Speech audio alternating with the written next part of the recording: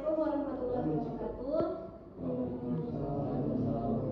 Perkenalkan, kami dari kelompok 6 yang beranggotakan 3 orang dan saya sendiri, yaitu Aini Abdullah dengan NIM 2410614135 dan rekan saya Muhammad Reza Ardiansyah NIM 2410614133. Dan saya Muhammad Ibnu Sultan dengan NIM 2410614152. Kelompok kami akan mempresentasikan proyek kami yang berjudul Smart Bus Assistant, yaitu sebuah chatbot berbasis NLP yang dirancang untuk membantu otomatisasi panduan pengelolaan limbah B3. Nah, proyek ini tuh merupakan bagian dari implementasi automation education di mata kuliah ini. Melalui solusi ini, kami ingin menghadirkan pendekatan yang lebih praktis, cepat, dan relevan dengan kebiasaan digital mahasiswa saat ini. Baik, untuk slide selanjutnya yang akan disampaikan oleh saya sendiri. Oke, latar belakang. Nah, mengapa memilih tema ini?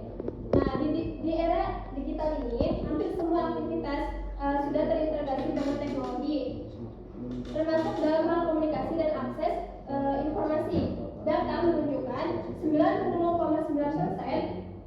masyarakat Indonesia itu menggunakan WhatsApp. Ini menjadi peluang besar untuk menghadirkan solusi edukatif berbasis platform yang sudah familiar. Di sini, kenapa kami pilih tema ini? Karena ada 3 alasan. Yang pertama itu ada volume limbah tinggi karena menghasilkan ratusan kilogram limbah B3 per tahun yang terus meningkat. Yang kedua ada aksesibilitas, 9 dari 10 mahasiswa menggunakan WhatsApp, menjadikannya platform edukasi paling efektif. Yang ketiga ada kemitraan DLH, mendukung audit data limbah secara digital untuk laporan semesteran kampus. Next. Nah, untuk identifikasi permasalahannya, pertama yaitu ada kompleksitas SOP, panduan pengelolaan limbah sering kali berbentuk dokumen fisik yang sulit diakses saat kondisi darurat. Yang kedua ada risiko kepalan B3.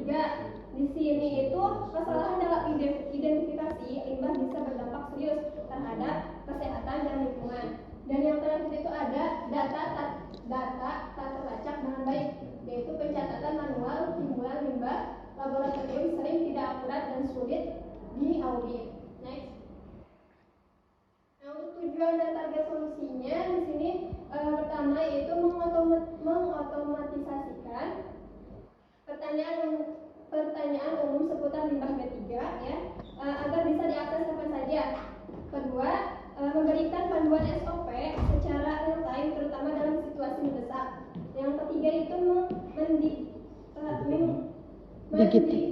digitalisasi pelaporan limbah kualitas akademika. Dari sisi teknisnya ya, kami menargetkan akurasi pemahaman bahasa atau NLP di atas 85%. Terus yang kedua ada integrasi API WhatsApp atau Telegram yang stabil. Dan yang terakhir database pengetahuan berbasis Permen LHK nomor 6/2021. Dengan begitu solusi ini tuh tidak hanya praktis tapi juga relevan secara regulasi dan implementasi. Oke, untuk slide selanjutnya yang akan disampaikan oleh saudara Rasya. Solusi chatbot berbasis NLP.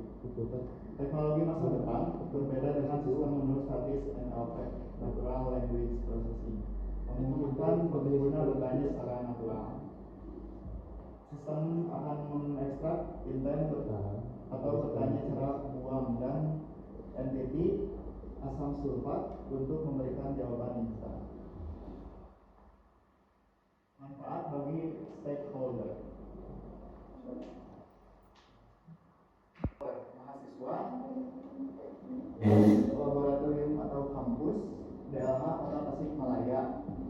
Lalu ada manfaat utamanya yaitu ada keamanan praktikum dan panduan instan, efisiensi monitoring limbah harian, Payunan, validitas data timbulan limbah kampus. Strategis ada Zero Accident di Lab, dokumentasi digital B3, sinkronisasi kebijakan data. Next.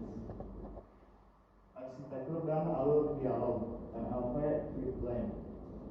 Yang pertama ada straight processing, pembersihan teks tokenizing streaming. Yang kedua ada narrow engine, klasifikasi intent menggunakan model AI. Yang ketiga ada knowledge facts, mengambil SOP dari database terpusat. Next. Yang selanjutnya akan dijelaskan oleh Baik, di sini saya akan menjelaskan rencana dan roadmap implementasi. Minggu pertama, observasi dan data, pengumpulan SOP B3 dari Lab UMB dan regulasi LHK. Minggu kedua, development atau coding NLP, backend dan integrasi API WhatsApp. Minggu ketiga adalah testing, uji akurasi jawaban bot oleh laboran dan perbaikan model. Minggu keempat adalah launch, sosialisasi penggunaan chatbot kepada Civitas UMB. Lanjut. Komponen knowledge base, basis data pengetahuan, menyimpan lebih dari 50 plus jenis limbah laboratorium populer, yaitu limbah cair, organik, pelarut, kolagen atau non kolagen. Kedua, limbah asam dan basa kuat. Ketiga ada limbah benda tajam dan infeksius. Dan terakhir ada B3 kadaluarsa dan tumpahan zat. Nah, ini statistiknya proyeksi penurunan resiko, tingkat kepatuhan SOP,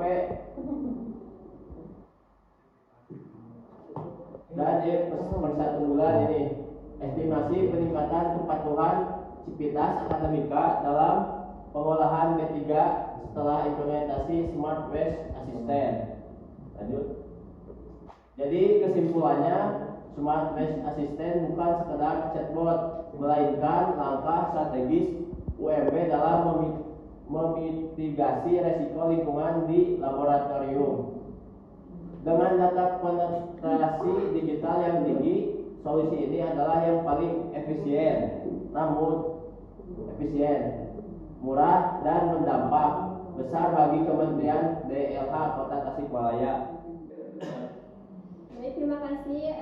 Cukup sekian mungkin dari kelompok kami. Mohon maaf apabila ada kata-kata, tutur kata yang dan tingkah laku yang kurang enak, mohon dimaklumi. Dan mudah-mudahan proyek ini tuh bisa berjalan dengan baik dan bisa memberikan yang terbaik untuk Civitas Akademika Universitas Dasar Bakti ini. Terima kasih.